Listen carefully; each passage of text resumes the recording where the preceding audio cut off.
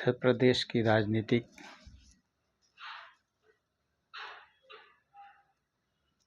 की घोर पराकाष्ठा।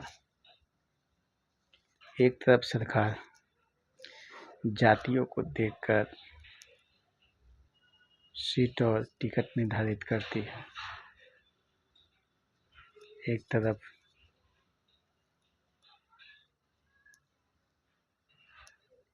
समाज में जाकर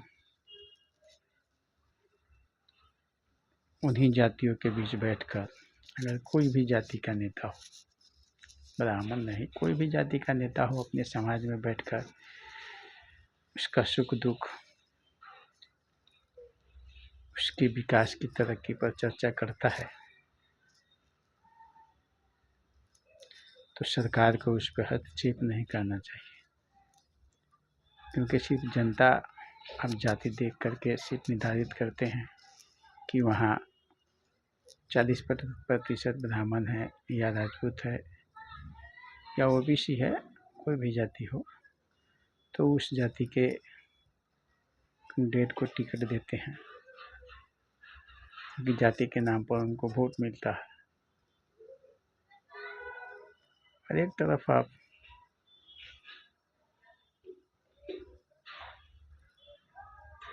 वही नेता अगर कल जीत कर अपने समाज में जाकर अपने समाज के साथ बैठकर उसकी हाल चाल पूछता है, तो अनुशासनहीन कैसे हो गया।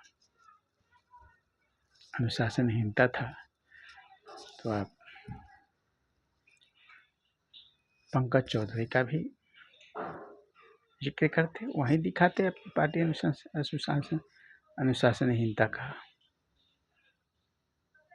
क्षत्रिय समाज का भी सम्मेलन हुआ था, उसमें भी आप दिखाते अनुशासनहीनता का। सिर्फ ब्राह्मण ही क्यों, क्योंकि ब्राह्मण कुछ कहता नहीं है। आने वाले समय में जो बीजेपी की, कांग्रेस की जो दशा हुई, मुस्लिम उसके साथ हाथ से निकल गया और ब्राह्मण उसके हाथ से निकल गया। आज हाय तौबा कांग्रेस पूरे भारत में कर रही है, वही हाल बीजेपी का होने वाला है। धीरे धीरे आप जिसको वोट लेते हैं, जिससे वोट लेते हैं, उसी के पिछवाड़े पर लात मारते जाएंगे तो ज़्यादा दिन तक यह चलने वाला नहीं है। और वास्तव में भारत में अब डर लगता है भाजपा जैसे पार्टियों से, क्योंकि 6 महीने में जितना उग्र और विरोधाभास ब्राह्मण के ऊपर हुआ है, सरकार के नाक के नीचे।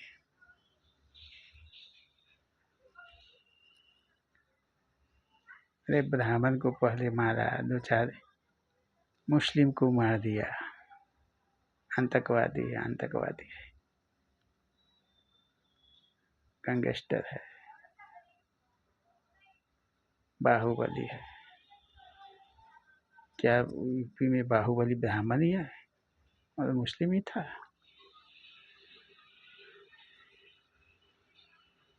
और कोई वहाँ पर बाहुबली और नहीं है?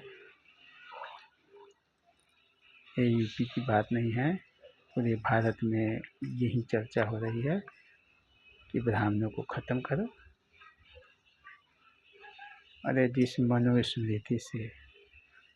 मनुस्मृति को आगे करके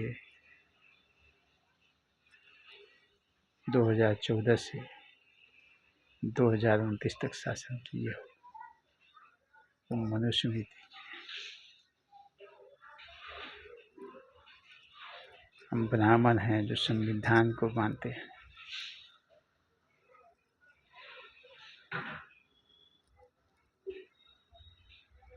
यह एक कचौरी खाने वाली प्लेट के सवा कचौरी खा लेते हो उसमें और बाहर निकाल के फेंक देते हो।